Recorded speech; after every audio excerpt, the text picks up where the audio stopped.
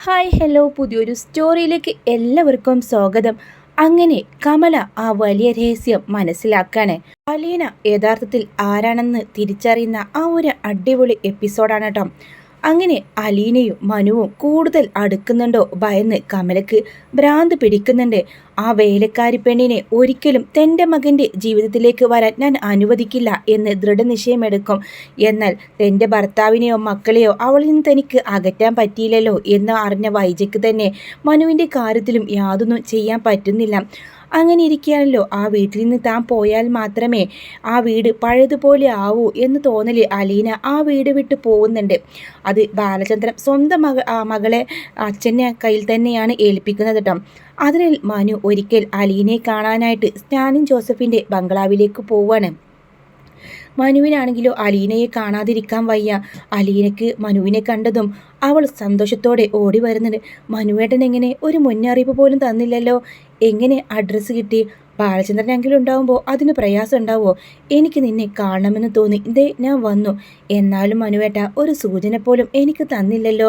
അവളുടെ ആ സന്തോഷം ആവേശമൊക്കെ കാണുമ്പോൾ സ്റ്റാലിൻ ജോസഫ് അവിടെ സിറ്റൗട്ടിൽ നിന്ന് മനുവിനെയും അവളെയും നിരീക്ഷിക്കുന്നുണ്ടാവും. അവളുടെ മുഖത്ത് അവനെ കാണുമ്പോഴുള്ള പ്രകാശവും രക്തം വാർന്ന പോലെയുള്ള ചുവപ്പുള്ള മുഖവും എല്ലാം കണ്ടപ്പോൾ മനു ആരാണെന്ന ചോദ്യം അയാളുടെ മനസ്സിൽ വരുന്നുണ്ട്. വാ മനുവേട്ട എന്ന് പറഞ്ഞുകൊണ്ട് അകത്തേക്ക് ക്ഷണിക്കാണ്. സ്റ്റാലിൻ ജോസഫിനെ കണ്ടതും പെട്ടെന്ന് മനുവിൻ്റെയും അലിയുടെ മുഖം വിളറുന്നുണ്ട്. പപ്പ, ഇത് മനുവേട്ടൻ. ഈ അദ്ദേഹമാണ് എന്നെ ഓർഫനേജിൽ നിന്ന് മുത്തശ്ശനും കൂടെയാണ് ആ വീട്ടിലേക്ക് കൂട്ടിക്കൊണ്ടുവന്നത്. ആ കടപ്പാടും സ്നേഹവും എനിക്ക് എന്നും ഉണ്ടാവും. എൻ്റെ കൂടെ ഏത് പ്രശ്നത്തിലും കൂടെ നിന്ന ആളാണ്. ഓ മനുശങ്കർ അല്ലേ? വൈജയുടെ അതെ, ശിവശങ്കരൻ മേനോൻ്റെ മകനാണെന്ന കാര്യം മനു കൂട്ടി യോജിപ്പിക്കുന്നുണ്ട്. എല്ലാവരെയും എനിക്കറിയാം. എല്ലാവരും കൂടെ ചേർന്നിട്ടാണല്ലോ എന്നെ ഈ അവസ്ഥയിലാക്കിയത്.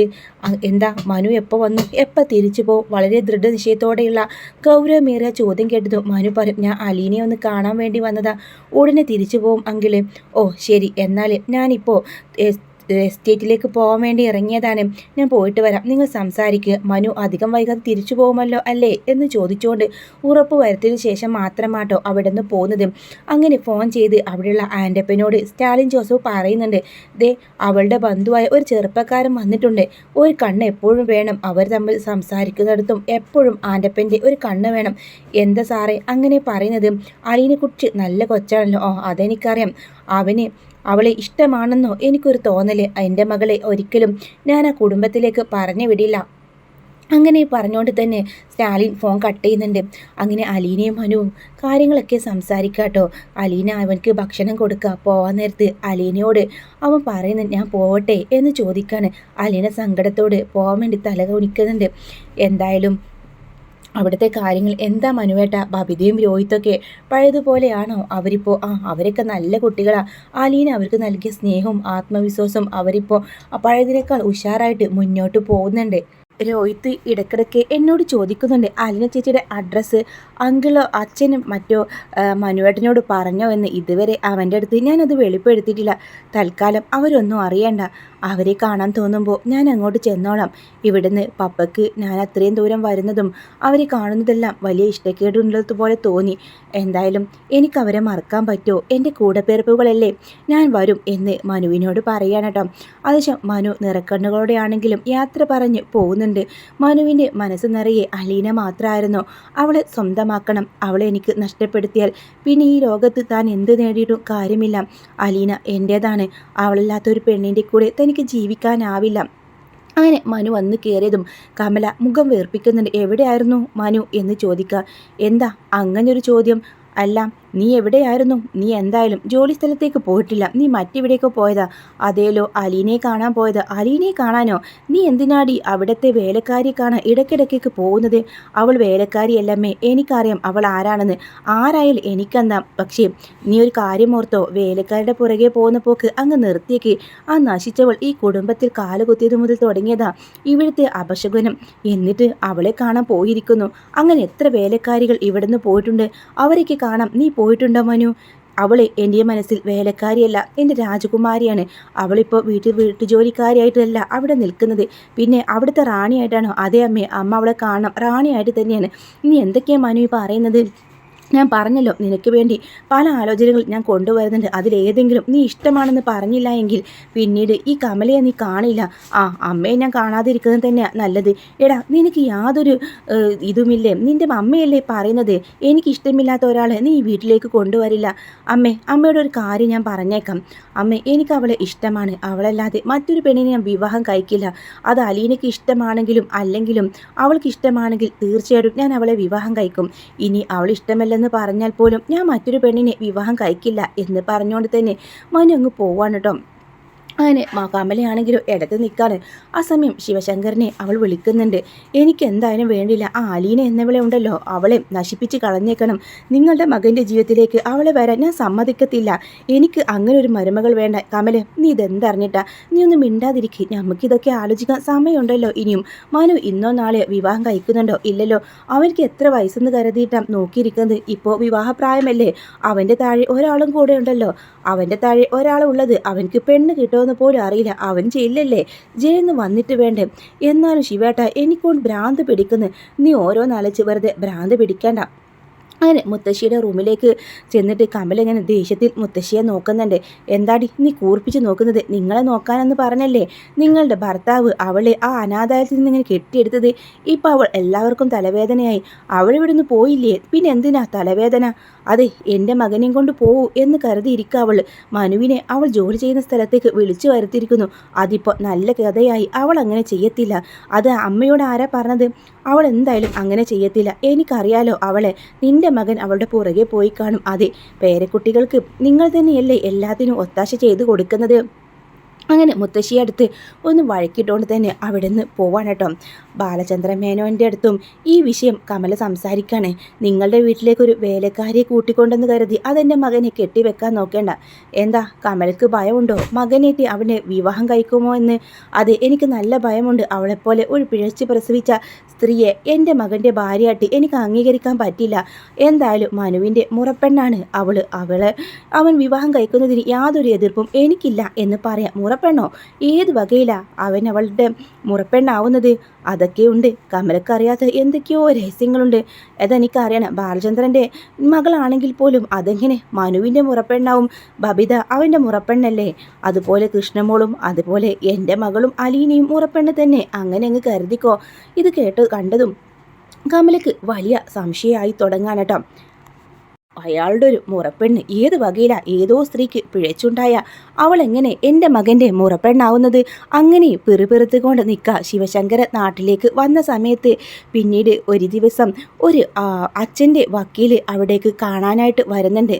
ആ വക്കീലിനെ കണ്ടതും മനുവിനും ശിവനും സംശയമാവട്ടോ. ഇപ്പോൾ അദ്ദേഹം എങ്ങോട്ട് വരെ മുത്തശ്ശൻ മരിച്ചതിന് ശേഷം ഇതുവരെ ദിവാകരൻ എന്ന ആ വക്കീൽ ഇതുവരെ അവിടേക്ക് വന്നിട്ട് പോലുമില്ല. ഇപ്പം എന്താ കാര്യം? അല്ല താനെന്താ ഈ വഴിക്ക്? ഇവിടെ വരേണ്ട ഒരാവശ്യം ഉണ്ടായിരുന്നോ? എന്നെ കുറച്ച് വിൽപത്രവും ആധാരവും ഏൽപ്പിച്ചിട്ടുണ്ട്. ആര്? അച്ഛനോ? അച്ഛനെ എന്തിന്? സ്വത്തുക്കളൊന്നും ഇനിയില്ലല്ലോ. ഉള്ള സ്വത്തുകൾ ഞങ്ങൾക്കെല്ലാവർക്കും ഭാഗം വെച്ച് തന്നു. പക്ഷേ മക്കളറിയാത്ത കുറച്ച് സ്വത്തുക്കൾ ഉണ്ടായിരുന്നു. ഇത് രഹസ്യമായിട്ട് ഒരു വിൽപത്രം എഴുതി രജിസ്റ്റർ ചെയ്ത ഒരു ആധാരവും ഉണ്ടെന്ന് പറഞ്ഞ് ഒരു ഫയലെടുത്ത് കൊടുക്കട്ടോ. നേട്ടലോടുകൂടെ ഇവർ രണ്ടുപേരും പരസ്പരം മുഖത്തോട് മുഖം നോക്കുന്നുണ്ട്. എന്നിട്ട് ആ വിൽപത്രം വായിച്ചതും ആ ഒരു രഹസ്യമാക്കി വെച്ച ആ ഒരു ഭൂമിയും കെട്ടിടവും അലീനയുടെ പേർക്കാവട്ടോ. ശിവശങ്കര മേനോന് അതോടുകൂടെ കാര്യം മനസ്സിലാവും. മുത്തശ്ശന് എന്നോ അറിയാലോ അലീന കൊച്ചുമകളാണെന്ന്. അവളുടെ ഭാവി സുരക്ഷിതമാക്കാനും അവളോടുള്ള കുറ്റബോധം കൊണ്ട് തന്നെ അവളെ അന്ന് നന്നേ ചെറുപ്പത്തിൽ അനാഥയത്തിൽ കൊണ്ടുപോയില്ലേ? വയസ്സാം കാലത്ത് മരിക്കുന്ന സമയത്ത് അച്ഛന് തിരിച്ചറിവ് വന്ന് അവളുടെ പേരിൽ എഴുതി വെച്ചതാണ്. പക്ഷേ ഇത് കണ്ടാൽ കമലയും വൈജിയും എല്ലാവരും സംശയിക്കും. ഇനിയിപ്പോൾ ഒന്നും മറക്കാൻ പറ്റിയില്ലല്ലോ എന്നെല്ലാം ഓർക്കട്ടോ. എന്താ അച്ഛാ അത് എന്ന് മനുവും ചോദിക്കുന്നത്. എടാ അലീനയുടെ പേരിലുള്ള വിൽപത്രമാണ് എന്ന് പറയാണ്. അങ്ങനെ അലീനയുടെ പേരിൽ വിൽപത്രമോ? അങ്ങനെ കമലയാണെങ്കിലോ എന്താന്ന് ചോദിച്ചെങ്കിലും മനുവും ശിവശങ്കരനും ആ ഒരു ഫയല് കമലയെ കാണിച്ചു കൊടുക്കുന്നില്ല കേട്ടോ. അങ്ങനെ കമലയ്ക്ക് ആ അച്ഛൻ എന്താണ് രഹസ്യമായിട്ട് ആ ഒരു വിൽപത്രത്തിൽ എഴുതിയിട്ടുണ്ടാവുക അതറിയാനായിട്ട് തന്നെ കമല ആ ഒരു ഫയല് ഇവർ രണ്ടുപേരും കാണാതെ എടുത്ത് നോക്കുകയാണ്. തൻ്റെ കൊച്ചുമകളായ അലീനയുടെ പേരിൽ കെട്ടിടവും വസ്തുക്കളും എഴുതി വെക്കുന്നു എന്ന വിൽപത്രവും കണ്ട് വാ പൊളിച്ച് അന്തം വിട്ട് നിൽക്കുകയാണ് കേട്ടോ കമല. കമല കരുതാണ് എന്തിൻ്റെ പേരിൽ എന്തിനായിരിക്കും അച്ഛൻ അവളുടെ പേരിൽ ഇത്രയും സ്വത്തുക്കൾ എഴുതി വെച്ചത്, അതും ഒരു അനാഥ പെണ്ണിന്. ഇത് ഇന്നോ ഇന്നലെ തുടങ്ങിയ ബന്ധമല്ലല്ലോ. കമലക്ക് ആ ഒരു ഫയൽ കണ്ടതും ആകങ്ങ് ദേഷ്യം വരാട്ടോ. ഇത്രയേറെ സ്വത്തുക്കൾ അവളുടെ പേരിൽ എഴുതണമെങ്കിൽ അവൾ ഈ വീടുമായിട്ട് എന്താ ബന്ധം? വെച്ച് നേരത്തെ ബാലചന്ദ്രൻ പറഞ്ഞു മനുവിൻ്റെ മുറപ്പെണ്ണാണെന്ന്. ഇതാ പറയുന്നു അച്ഛൻ പറയുന്നത് തൻ്റെ കൊച്ചുമകൾ എന്ന അലീന എന്ന അനാഥയത്തിൽ വളരുന്ന സ്നേഹനികേതനത്തിൽ വളരുന്ന അലീനയുടെ പേരിലെന്ന്. എന്താ ഇതിൻ്റെയൊക്കെ അർത്ഥം? കമലക്കാണെങ്കിലോ തല പെരിക്കുന്ന പോലെ തോന്നാണ്. അങ്ങനെ കമല അങ്ങോട്ടും ഇങ്ങോട്ടും നടക്കുന്നത് കാണുമ്പോൾ ശിവശങ്കര മേനോൻ അവൾക്കരികിലേക്ക് വരുന്നുണ്ട്. എന്താ ഇതിൻ്റെ ഒക്കെ അർത്ഥം? നിങ്ങൾ അച്ഛൻ എന്തിനാ ആ അനാഥ പെണ്ണിൻ്റെ പേരിൽ ഇത്രയും സ്വത്തുക്കൾ എഴുതി വെച്ചത്? അച്ഛനെ തോന്നിക്കാണും ആ അനാഥ പെണ്ണിന് ഈ സ്വത്തുക്കളൊക്കെ കൊടുക്കണമെന്ന്. അങ്ങനെ നിങ്ങൾ നിസ്സാര മട്ടിൽ പറഞ്ഞിട്ട് കാര്യമില്ല. എനിക്കറിയാം ഇതിൻ്റെ പിന്നിൽ എന്തോ രഹസ്യമുണ്ടെന്ന്. എടി, അവളൊരു അനാഥയല്ലേ? ഈ വീട്ടിലേക്ക് അവളെ ഒരു ജോലിക്കാരിയായിട്ട് ഏറ്റെടുത്തു അച്ഛനല്ലേ. അച്ഛൻ മരിച്ചു പോയില്ലെങ്കിൽ നമുക്ക് അച്ഛനോട് ചോദിക്കാമായിരുന്നു എന്തിനായി ചെയ്തതെന്ന്. ഇതിപ്പോൾ എനിക്കറിയാമോ? എന്നിട്ടും നിങ്ങൾക്കിത് കണ്ടിട്ട് യാതൊരു കൂസലുമില്ലല്ലോ. ഇത്രയും സ്വത്ത് എന്തിനാ അവൾക്ക് കൊടുക്കുന്നെന്നാണ് ഞാൻ ചോദിച്ചത്. അച്ഛൻ അവളുടെ പേരിൽ എഴുതി വെച്ചാൽ എനിക്കെന്ത് ചെയ്യാൻ പറ്റും? അത് അങ്ങനെ തന്നെ ഇരിക്കട്ടെ. പറ്റില്ല. ഇത്രയും സ്വത്ത് നമ്മുടെ മക്കൾക്ക് വേണം, അല്ലാതെ അവൾക്ക് കൊടുക്കാൻ ഞാൻ സമ്മതിക്കില്ല. നിന്റെ സമ്മതം ആര് ചോദിച്ചു? ഇതാ എൻ്റെ അച്ഛൻ എഴുതി വെച്ച വിൽപത്രവും ആധാരവും ഒക്കെയാണ്. അത് അലീനക്കാണെങ്കിൽ അലീനക്ക് തന്നെ കൊടുക്കും. അതിന് മാത്രം എന്ത് ബന്ധമാ എന്നാണ് ഞാൻ ചോദിച്ചത്. എല്ലടി, ഒരു കണക്കിന് മനുവിൻ്റെ ഭാര്യയായിട്ട് അവൾ വീട്ടിലോട്ട് വന്നാലും അവൾക്കല്ലേ ആ സ്വത്തുക്കൾ, അത് നമുക്കല്ലേ ഉള്ളത്. ഓഹോ, അപ്പോൾ അങ്ങനെ ഒരു മനസ്സിലിരിപ്പുണ്ടല്ലേ. എത്ര സ്വത്തുണ്ടെങ്കിലും പൊന്നുകൊണ്ട് മൂടിയാലും ആ പിഴച്ച് പ്രസവിച്ചവളെ തന്തയാരാണെന്നോ തള്ളയാരാണെന്നോ അറിയാത്തവളെ എൻ്റെ മോനെ കൊണ്ട് ഞാൻ വിവാഹം കഴിപ്പിക്കാൻ സമ്മതിക്കില്ല. അങ്ങനെ ആര് പറഞ്ഞു അവളുടെക്ക് തള്ളയാരാണെന്നും തന്തയാരാണെന്നൊക്കെ എല്ലാവർക്കും അറിയാം. ഇത് കേട്ടതും കമല ചോദിക്കുന്നത് എല്ലാവർക്കും അറിയാമെന്നോ? അത് എങ്ങനെ? അവൾ തന്തയാരാ തള്ളയാരെന്ന് നിങ്ങൾക്കറിയാമോ? ഇനിയിപ്പോൾ നിങ്ങളുടെ അച്ഛന് ഏതെങ്കിലും ബന്ധത്തിലുണ്ടായ കുഞ്ഞാണോ? ഡി കമലെ, അനാവശ്യം പറയരുത്. പിന്നെ ഏത് ബന്ധത്തിൻ്റെ പേരിലാണ് നിങ്ങളിങ്ങനെ മനുവിനെ കൊണ്ട് ആ പിഴച്ച പ്രസവിച്ചവളെ എൻ്റെ മകൻ്റെ തലയിൽ കെട്ടിവെക്കാൻ നോക്കുന്നത്? കമലെ, വാക്കുകൾ സൂക്ഷിച്ച് ഉപയോഗിക്കണം. അവളുടെ അച്ഛനും അമ്മയും ആരാണെന്ന് പറഞ്ഞാൽ നീ മനുവുമായിട്ടുള്ള അവളുടെ വിവാഹത്തിന് സമ്മതിക്കുമോ? അപ്പോൾ കമല ഒന്നും വേണ്ടാതെ തല താഴ്ത്താണ്. അവൾ നല്ല കുടുംബത്തിൽ പിറന്ന കുട്ടിയാണ്. അവൾ കാരണമല്ല അവൾ അനാഥയായത്. അവളെ അനാഥയാക്കിയവരാണ് മറ്റുള്ളവരെല്ലാം. എന്നാൽ എനിക്കറിയണം ആരാണ് അലീന. അലീനയെ അച്ഛനും അമ്മയും ആരാണ്?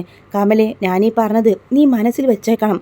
പക്ഷേ നിൻ്റെ സ്വഭാവം വെച്ച് നീ ഇത് പത്ര നോട്ടീസ് അടിക്കുമെന്ന് എനിക്കറിയാം. പക്ഷേ ഈ രഹസ്യം പുറത്തറിഞ്ഞു പോയാൽ കമലെ, എൻ്റെ ജീവിതത്തിൽ നീ ഒരിക്കലും ഉണ്ടാവാൻ പോകുന്നില്ല. നീ രഹസ്യമാക്കി തന്നെ ഇരിക്കണം. ഒരാളോട് പോലും ചോദിക്കരുത്. ഇല്ല, പറയും. അങ്ങനെയാണെങ്കിൽ അവളുടെ അച്ഛനെയും അമ്മയും കുറിച്ച് എനിക്ക് വിവരം കിട്ടിയാൽ തീർച്ചയായിട്ടും മനുവുമായിട്ടുള്ള അവളുടെ വിവാഹത്തിന് ഞാൻ സമ്മതിക്കും. അവളുടെ തന്തയും തള്ളയും ആരാണ് എന്ന് ചോദിക്കണം. അവൾ മറ്റാരുമല്ല, വൈജ പ്രസവിച്ച വൈജയുടെ മകളാണ്. ഇത് കേട്ടതും ആകെ ഷോക്കായി നിന്നു പോവാൻ കേട്ടോ. വൈജയുടെ മകളോ? അപ്പോൾ ആ കുഞ്ഞിയുടെ അച്ഛൻ വൈജ വിവാഹത്തിന് മുമ്പേ ഒരാളുമായിട്ട് പ്രണയത്തിലായിരുന്നു. ആഗ്രയിൽ ഗംഗേട്ടൻ്റെ കൂടെ താമസിക്കുന്ന കാലം ഗംഗേട്ടൻ്റെ സീനിയർ ഓഫീസറായ ഒരു സ്റ്റാലിൻ ജോസഫുമായിട്ട് അവൾ പ്രണയത്തിലായിരുന്നു. അവളെ ഞങ്ങൾ കണ്ടുപിടിക്കുമ്പോൾ അവൾ പൂർണ്ണ ഗർഭിണിയായിരുന്നു. എന്നിട്ട് അവളെയും അവനെയും പിരിപ്പിച്ചതും അവനെ ഒരു ആക്സിഡൻറ്റ് പെടുത്തി അവനെ കോമ സ്റ്റേജിലാക്കിയതിന് ശേഷം ഞങ്ങൾ വൈജയെ കൂട്ടാനായിട്ട് ആഗ്രയിലേക്ക് പോയി. അങ്ങനെ അവളിൽ നിന്ന് ഓരോന്ന് പറഞ്ഞ് സ്റ്റാലിയുമായിട്ടുള്ള അവളുടെ വിവാഹത്തിന് ഞങ്ങൾ സമ്മതിക്കാമെന്നും പറഞ്ഞുകൊണ്ട് അവളെ നാട്ടിലേക്ക് കൂട്ടിക്കൊണ്ടുവന്നു. രഹസ്യമായിട്ട് അവളെ ഉണ്ണിമാമൻ്റെ വീട്ടിൽ വെച്ച് രഹസ്യമായിട്ട് പ്രസവമെടുത്തു. അവളെ കുഞ്ഞ് മരിച്ചുപോയെന്ന് അവളെ ബോധ്യപ്പെടുത്തി. എന്നാൽ അച്ഛനും കുഞ്ഞിരാമനേട്ടനും അമ്മാവനും കൂടെ ചേർന്ന് അവളെ ഒരു അനാഥാലയത്തിൽ ഏൽപ്പിച്ചു. അന്ന് അച്ഛൻ ഞങ്ങളോട് പറഞ്ഞത് അവൾ മരിച്ചു പോയെന്നാണ്. 23 വർഷങ്ങൾക്ക് ശേഷം അലീന വീട്ടിലേക്ക് വന്നപ്പോഴാണ് ഞങ്ങളെല്ലാവരും അറിഞ്ഞത് അലീന വൈജയുടെ മകളാണെന്ന്. അതാദ്യം അറിഞ്ഞത് ബാലചന്ദ്രമേനോനാണ്. ഇത് എല്ലാം കേട്ട് വിശ്വസിക്കാനാവാതെ കമലാകെ അന്തവിട്ട് നിൽക്കുക. ബാലചന്ദ്രമേനോനും അറിയാമോ? അതെ, ആദ്യം ഈ രഹസ്യം പറഞ്ഞത് അയാളാണ്. അതുകൊണ്ടാണ് വൈജയോട് കാണിക്കുന്ന അകൽച്ചയും അലീനയെ ചേർത്ത് പിടിച്ചൊക്കെ ഉണ്ടാകുന്ന അതൊക്കെ കാണിച്ചതെല്ലാം ബാലചന്ദ്രൻ അവളോടുള്ള പകയായിരുന്നു. 23 വർഷക്കാലം തൻ്റെ ഭാര്യ തന്നെ ചതിക്കുവാണെന്ന് മനസ്സിലാക്കിയ ബാലചന്ദ്രനാണ് ഈ കാര്യങ്ങളെല്ലാം പിന്നീട് ഞങ്ങളോട് പറഞ്ഞത്. അലീന വൈജയുടെ മകളാണെന്നറിയാതെ ഞങ്ങൾ ഒരുപാട് ദ്രോഹം അവളെ ചെയ്തു. മനുവിനും അറിയാം ഈ രഹസ്യം എന്ന് പറയാട്ടോ. ഇതെല്ലാം കേട്ട് നെട്ടിത്തരിച്ച് നിൽക്കാണ്. എന്നിട്ട് ആ സ്റ്റാലിൻ ജോസഫിനെ കൊണ്ട് നിങ്ങൾ എന്തുകൊണ്ടാണ് അവളെ കല്യാണം കഴിപ്പിക്കാനത്? നമ്മൾ 2 മതസ്ഥരല്ലേ.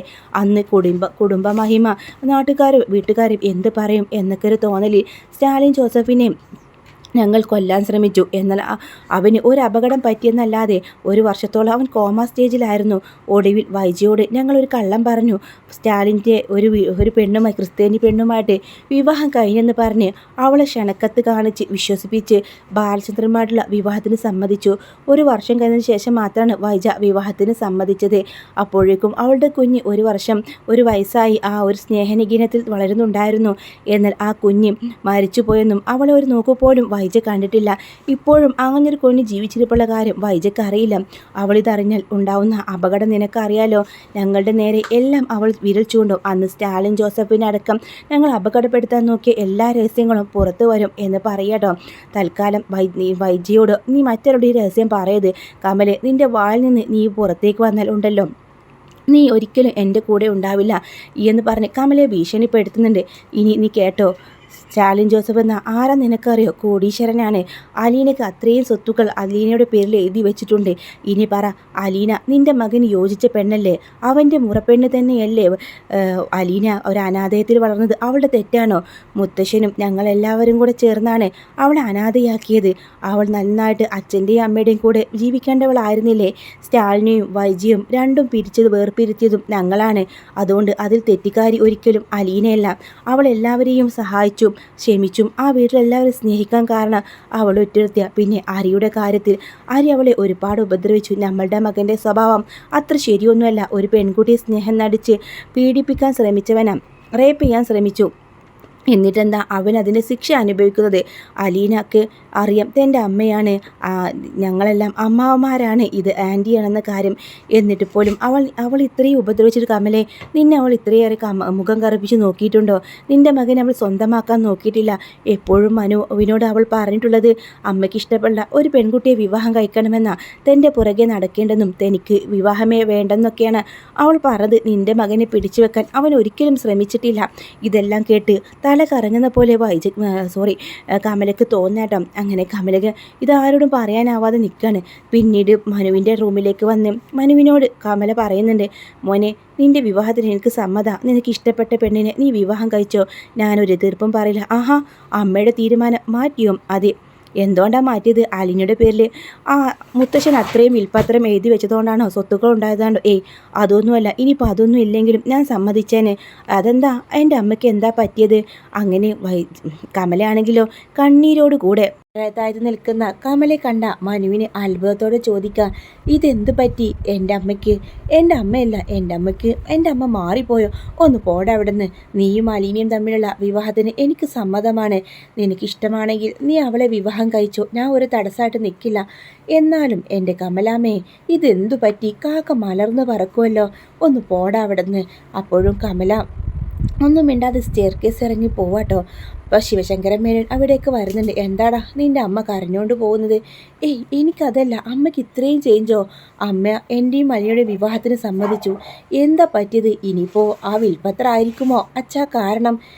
അതൊന്നുമല്ല. അലിനോട് യഥാർത്ഥ അച്ഛനും അമ്മയും ആരാണെന്ന് എനിക്ക് പറയേണ്ടി വന്നു. എൻ്റെ അച്ഛ അമ്മയോട് പറഞ്ഞോ? അമ്മ അത് നോട്ടീസ് അടിക്കും. നീ എനിക്കിപ്പോൾ അവൾ പറയില്ല. അവൾ പറയാതിരിക്കാനുള്ള മരുന്ന് ഞാൻ കൊടുത്തിട്ടാ ഞാൻ ആദ്യമേ അത് പറഞ്ഞത്.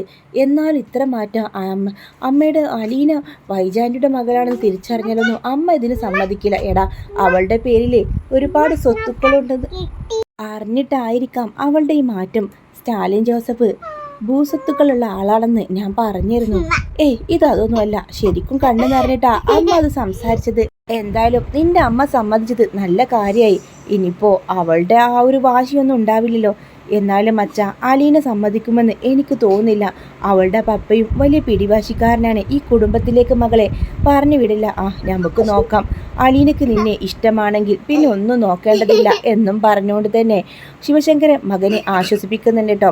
എന്നാൽ സ്റ്റാലിൻ തൻ്റെ മകളെ അവിടേക്ക് പറഞ്ഞു വിടില്ല. മനുവിനെ വിളിച്ചു വരുത്തി തൻ്റെ മകളെ ആലോചിച്ച് നീ വിവാഹം കഴിക്കാതിരിക്കണമെന്നും അവളെ മറ്റൊരു ചെറുപ്പക്കാരനുമായിട്ടുള്ള വിവാഹം നിശ്ചയിക്കുകയാണെന്നൊക്കെ പറയുന്നുണ്ട്.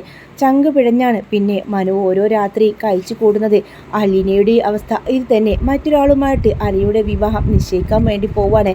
എന്നാൽ ബാലചന്ദ്രൻ ഇതിൽ ഇടപെടുന്നുണ്ടെങ്കിലും ഞാൻ രണ്ടച്ഛന്മാരോടും പറയാം എനിക്കിപ്പോൾ വിവാഹം വേണ്ടെന്ന് അലീന തീർത്ത് പറയുന്നുണ്ട്. രണ്ടുപേരെയും അവൾക്ക് വിഷമിപ്പിക്കാൻ വയ്യ. വിവാഹം വേണ്ടെന്ന് വെച്ചാൽ പിന്നീട് യാതൊരു പ്രശ്നമില്ല എന്ന് മനസ്സിലാക്കി അലീന അങ്ങനെ ഒരു തീരുമാനത്തിലെത്താണ്.